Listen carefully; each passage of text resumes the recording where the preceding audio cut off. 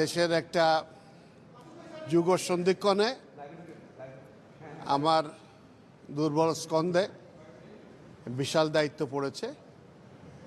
আমি সেটার ভার মেটানোর চেষ্টা করব ইনশাআল্লাহ আমার সাধ্যমতো, এবং অতীতে যেভাবে কাজ করেছি সে একইভাবে কাজ করব ইনশাআল্লাহ।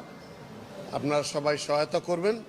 আপনারা জানেন যে দুই দফায় আপনার সংসদ সদস্যদের শপথ হবে। একটা তো তারা সংসদ সদস্য হিসেবে শপথ নেবেন, তার পরবর্তীকালে এই যে আমাদের